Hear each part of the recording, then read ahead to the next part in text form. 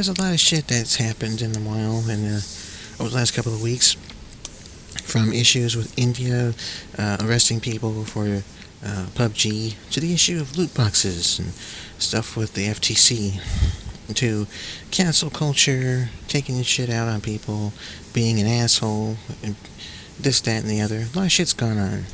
So I decided that I'm going to hit on the one subject that matters the most. The one subject that has been on my mind for several consecutive weeks.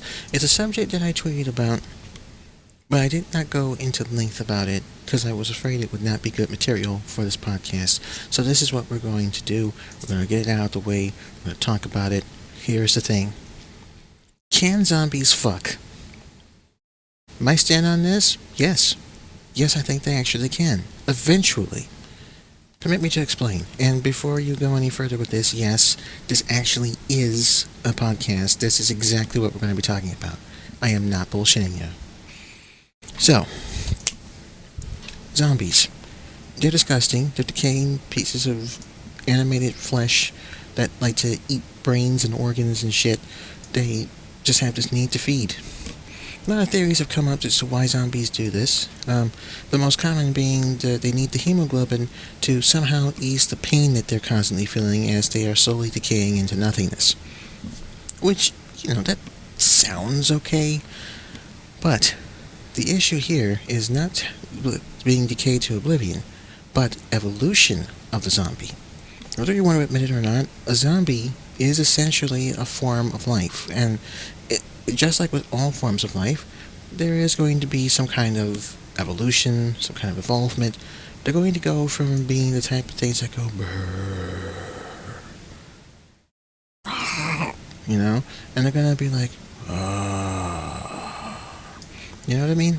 No, of course you don't. I haven't really explained it in detail. I think that zombies do have the ability, eventually, to one day get a sex drive. If we look at the basics of it, like with the Resident Evil movie, which explained how the T-virus worked, it sounds essentially like, how all these other viruses go. It basically breaks down the cellular structure of the entire body, from brain activity, brain matter, organs, all that other shit, and it just whittles it down to the bare minimum. It's like an inhibitor. It just knocks everything down to just the bare essentials.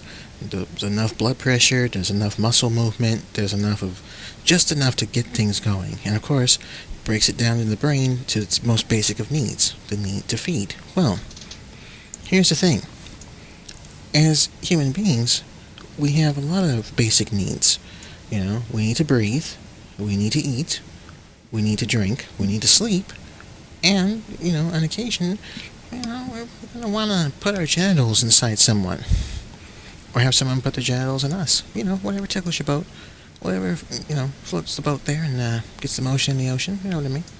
And this is a thing that's going to eventually happen. So I think that this can happen with zombies.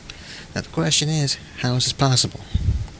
Let's look at oxygen. Yes. In order for zombies to move their muscles, the muscles have to have oxygen. Now, if you notice, with the slow-moving zombies, their limbs aren't really, their movements aren't very fluid. They're very, what is the word? Ratchety, in a sense? Kind of jerky? They're not really smooth, is what I'm saying. So, in order for muscles to operate, they need oxygen to flow into them. What does oxygen require? How do you get oxygen to the muscles? Blood. Right? So, because everything gets down to the bare minimum, this would also suggest blood flow is still at the bare minimum. Just enough to get everything where it needs to go so the zombie can move. Just enough to have the digestive system kick in just a little bit.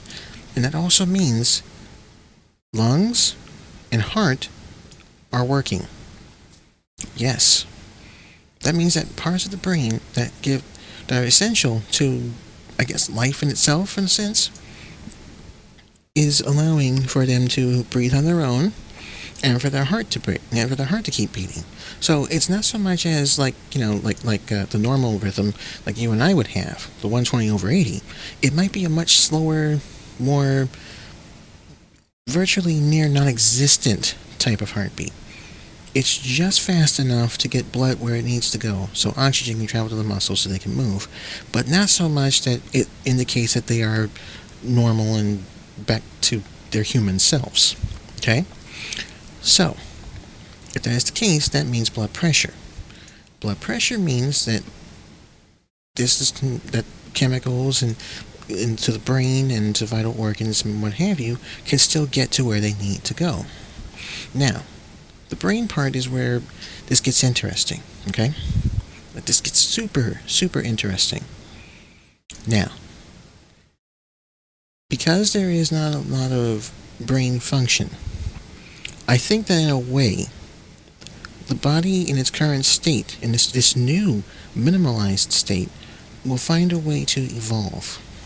You know, like when the brain receives an injury, like when you get an injury in the head, someone gets an injury like that and there's brain damage, the brain will usually find a way to rework and rewire itself so it can work as best as it can without having to deal with the damaged area. You think and function differently. Like there was one guy who got shot in the head by accident. You know, his gun accidentally fell and it hit him and it shot him and took out his frontal lobe. Now, by all considerable things and reasons, he should be dead. Should just be fucked, right? But he's not. His brain found a way to rewire itself so everything works exactly like it's supposed to. So, if the human brain, this most magnificent organ, can figure out how to repair itself and adjust to damage it takes, the same thing could be said about zombies. By the T-virus simply whittling everything down to the basic needs, it's going to figure out a way on how to take this small portion of brain activity and find a way to rewire itself so those basic needs just slowly start to come in. But the thing is, it's not going to be like the super uber sentient things that we currently have like, as human beings. And I say super sentient loosely because, as you know, as YouTube, some people just aren't fucking smart. But in a way, it's not like, hey, I want to wear fresh clothes and I need to shower and shit. Not those type of basic functions. I'm talking about the basic carnal functions. Just as we need to get something to eat, they might have a need to rest. In a sense, they might. But eventually, I do believe that the lust to fuck will return. In one way or another. Now, hold on. You're probably thinking to yourself, why would a zombie fuck a human? The answer is no. That's not where we're going with this. The zombies clearly cannot have sex with a human. That's a form of sustenance. You're not supposed to play with your food. You're not supposed to play with your food. No, that's not how this works. Wrong. Incorrect. What are we, children? No, they're zombies. They've got enough problems. So, what are they going to look at? Zombie ass? Now, there's not enough blood to travel down there to get anything engorged. So, if anything, I think for the men, the penis would probably be semi-soft, and the vagina would not be engorged enough that it could accept, anything in it. Anything hard at least. So I don't think that, that type of penetration would take place. What I do think would happen, hold on, what I do think will happen is something a lot more tougher, a lot more, what is it? Not as loose and giving. I think they'll resort to anal stuff. Straight up butt sex. They might use some fingers, stick a finger in there or two. I don't think that a soft entry into the anus is possible, but I do think that fingers is a thing. Yeah.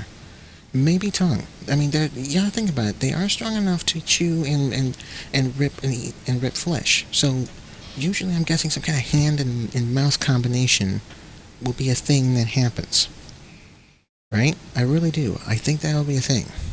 And the sphincters in the body are they're tightly bundled. And while sensitive, they are durable. I mean, for crying out loud, man, a grown human being can take a massive shit and nothing gets torn down there. I mean, what's that about? You gotta think about it. I think it's just stretchy enough to go in, do the thing, and then yes. And I think that evolution is the result of that. I think that if we just if the zombies are around for a while, I think that they'll be able to take that small amount of brain matter that is active, of brain tissue, of brain activity, and they'll be able to just whittle down to the basic needs. I think that they actually will be able to learn how to use primitive weapons instead of just, ripping and tearing and shit. Like blunt objects like bats, maybe pipes, stuff that they can hold, Nothing too heavy. I do think that they'll be able to learn how to sleep. I think that is a thing that can happen. So, based on all of that, I do think that zombie sex can be a thing.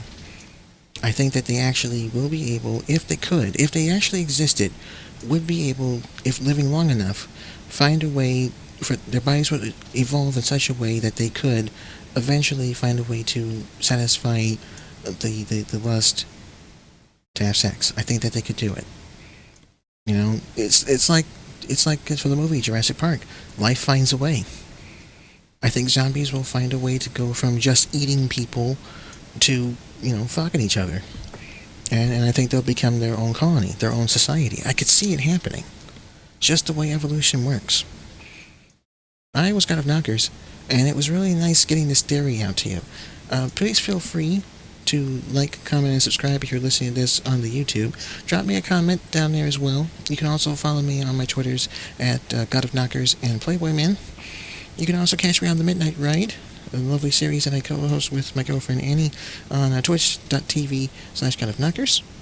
And feel free to add this subscription to your podcast on Spotify and Apple Podcasts. Take care, have a great weekend, and thanks for listening. Laters.